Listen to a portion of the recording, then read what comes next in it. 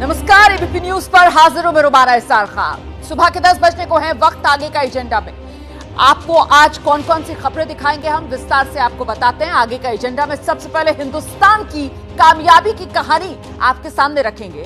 सिर्फ 5 दिन बाद चांद पर होगा चंद्रयान। आपको बताएंगे आज इस मिशन में कौन सा अहम मोड़ आने वाला है। अगली बड़ी खबर आगे का एजेंडा में विधानसभा चुनाव का ऐलान। आप जानते हैं अभी हुआ नहीं है, लेकिन तैयारियां जोरों से शुरू हो गई है। बीजेपी ने पहली लिस्ट उम्मीदवारों के नाम की जारी कर दी है और मध्य प्रदेश की सभी 230 विधानसभा सीटों पर सर्वे के लिए अलग अलग 4 राज्यों से बीजेपी के विधायक पहुंच रहे हैं। बीजेपी के मध्य प्रदेश में विजय प्लान की बात करेंगे आगे। साथ ही अगले साल होने वाले लोकसभा चुनाव को लेकर भी चर्चा होगी। उत्तर प्रदेश में बीजेपी मिशन 80 में जुटी हुई है। इस मिशन के लिए आज अहम क्या होने वाला है, ये आपको आगे बताएंगे। तो आइए शुरुआत करते हैं खबरों के सिलसिले की।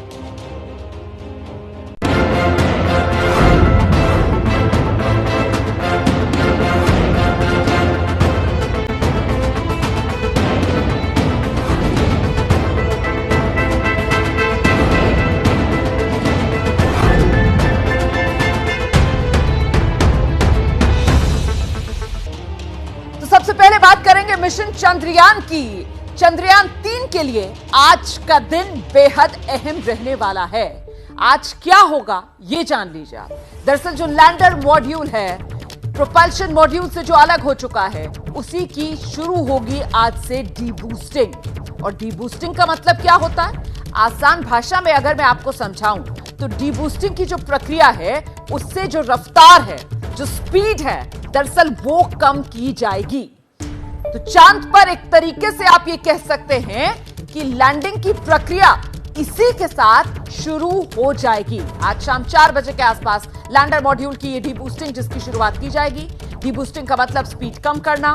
कल प्रोपल्शन मॉड्यूल से अलग होकर लैंडर मॉड्यूल अकेले चांद के सफर पर है और अब डीबूस्टिंग की प्रक्रिया के जरिए धीरे धीरे करके ये जो लैंडर मॉड्यूल है, इसकी रफ्तार कम की जाएगी, जिससे इसे चांद की सबसे निचली कक्षा में पहुंचाया जा सकेगा। लैंडर को यहीं से 23 अगस्त को चंद्रमा की सतह पर सॉफ्ट लैंडिंग करनी है। चंद्रमा के दक्षिणी ध्रुव वाले इलाके में लैंडर को उतरना है। मिशन चंद्रयान 3 के पूरे अभियान में डीबूस्टिंग का यह ऑपरेशन बेहद अहम है, क्योंकि सॉफ्ट लैंडिंग के लिए लैंडर मॉड्यूल की रफ्तार नियंत्रित ढंग से धीरे धीरे कम होना जरूरी है।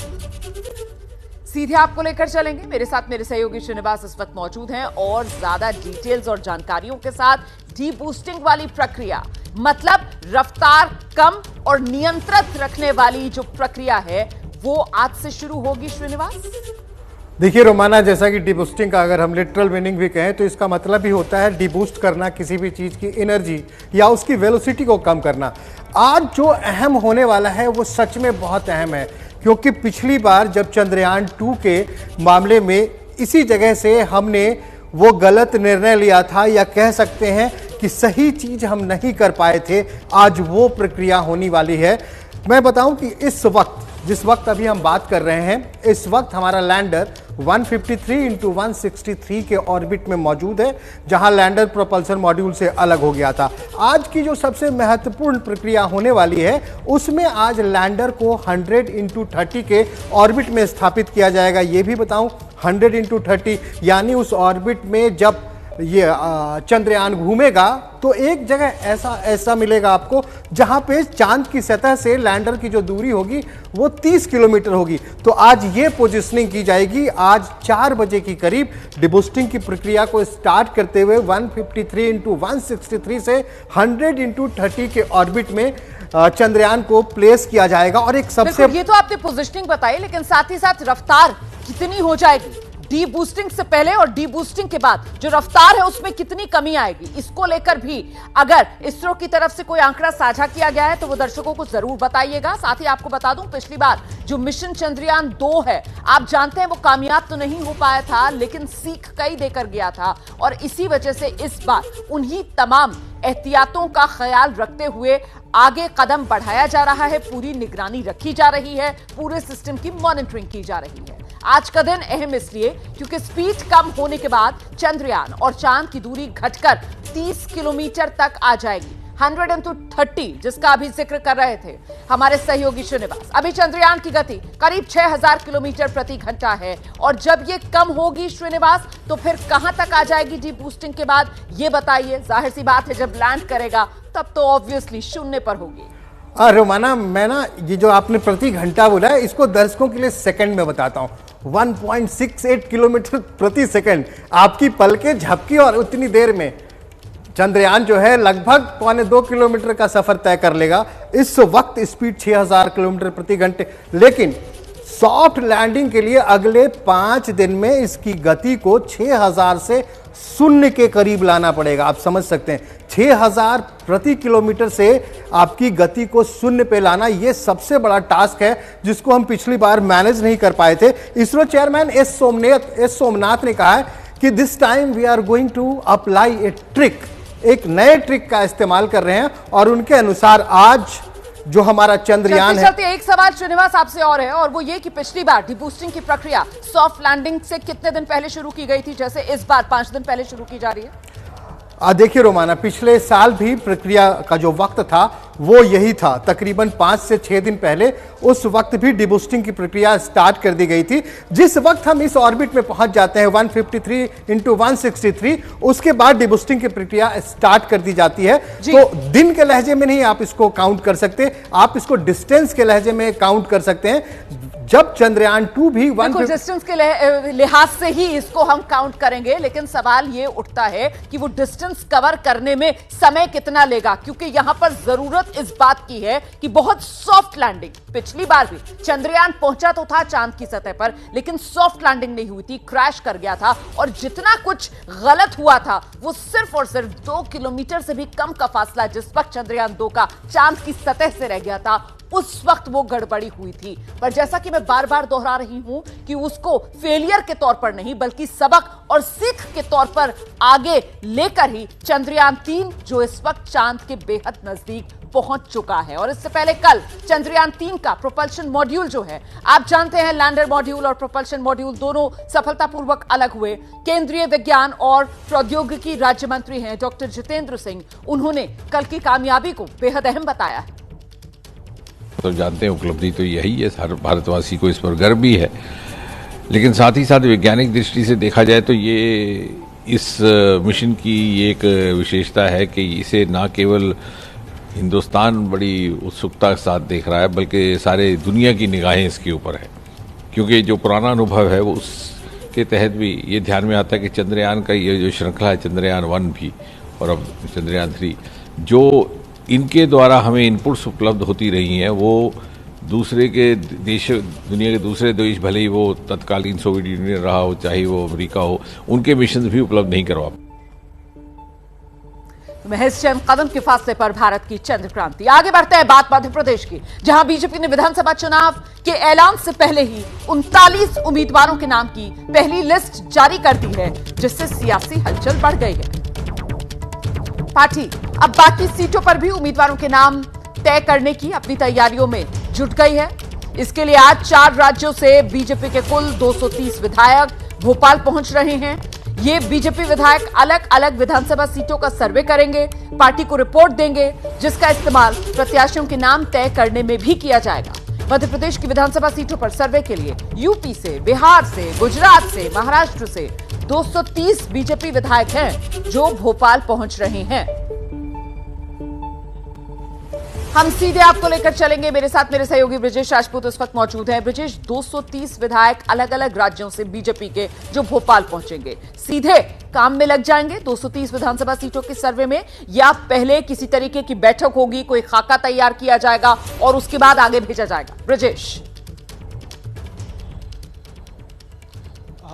जी रोमाना, जैसा कि आप और हम जानते हैं, जो बीजेपी है बहुत इन तमाम कामों को बहुत महत्व देती है और बहुत तरीके से करती है। बहुत संतुलित जो एक प्रयास होता है उसका बहुत बेहतर होता है।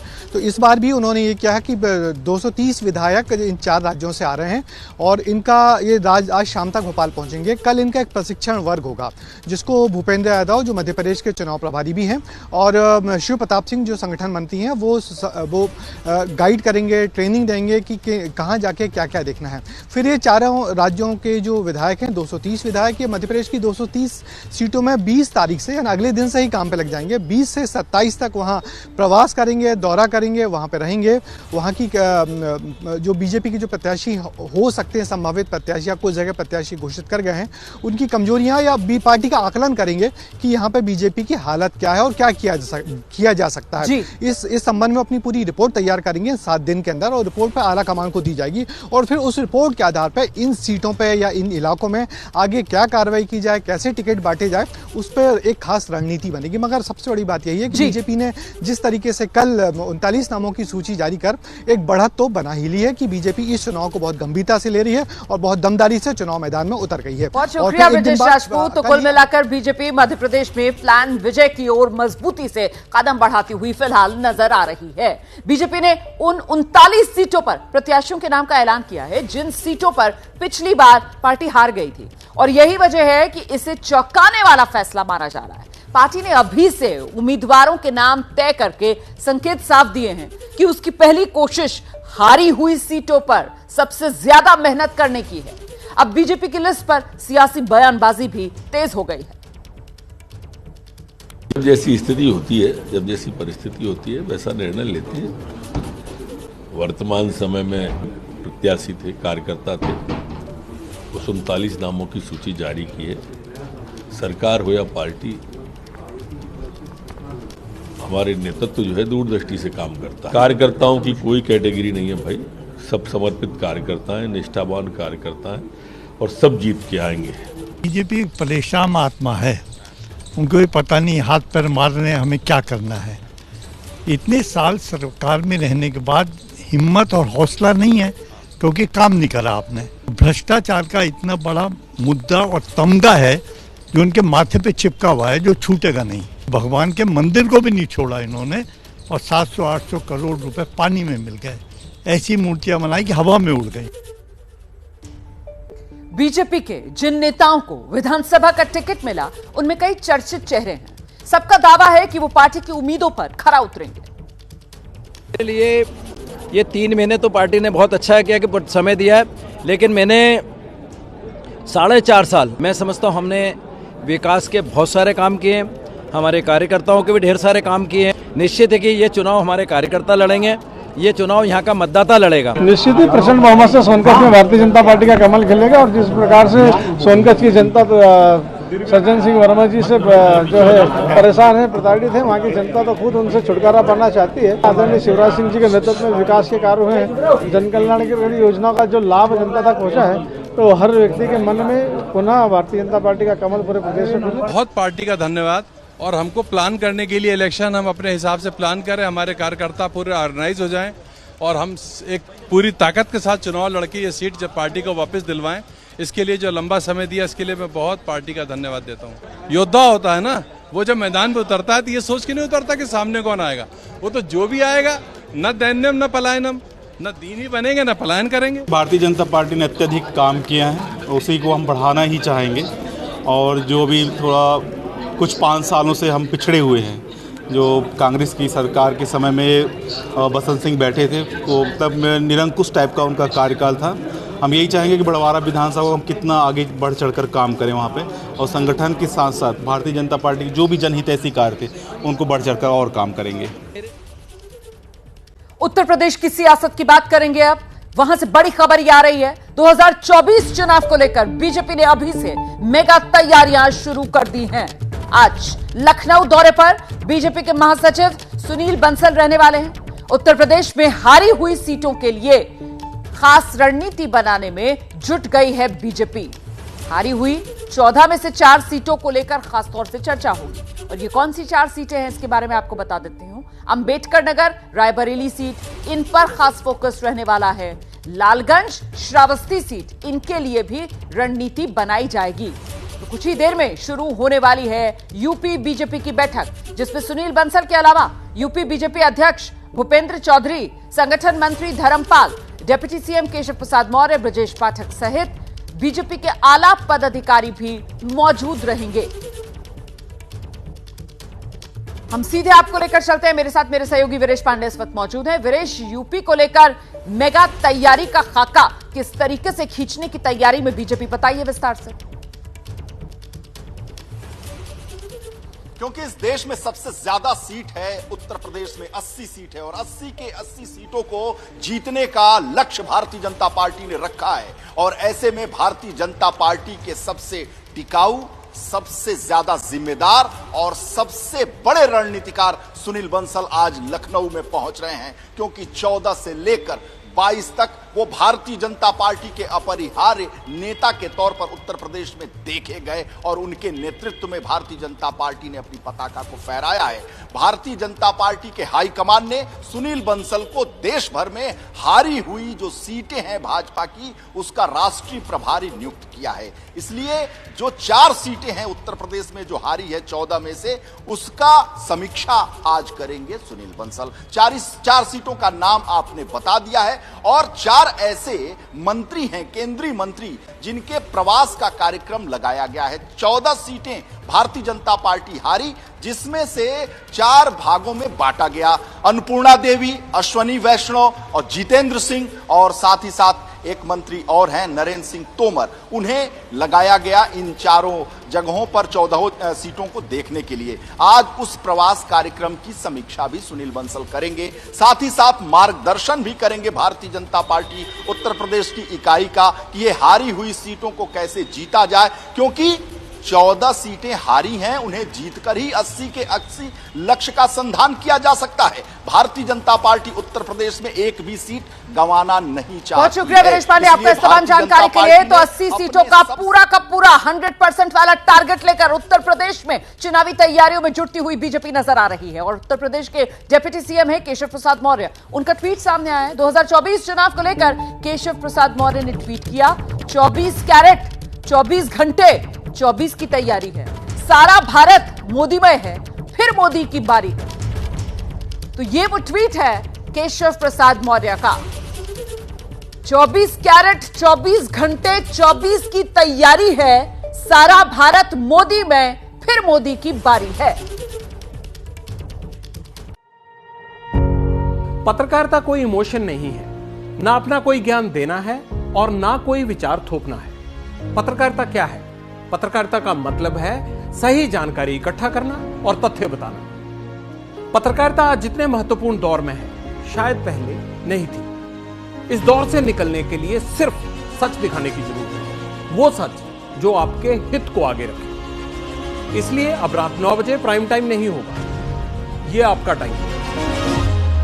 जगविंदर पटियाल के साथ देखिए पब्लिक इंटरेस्ट, सोमवार से शुक्रवार रात 9 बजे सिर्फ एबीपी न्यूज पर।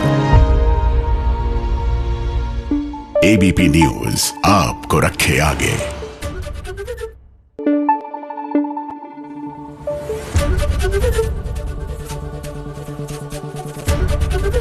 एबीपी न्यूज आपको रखे आगे।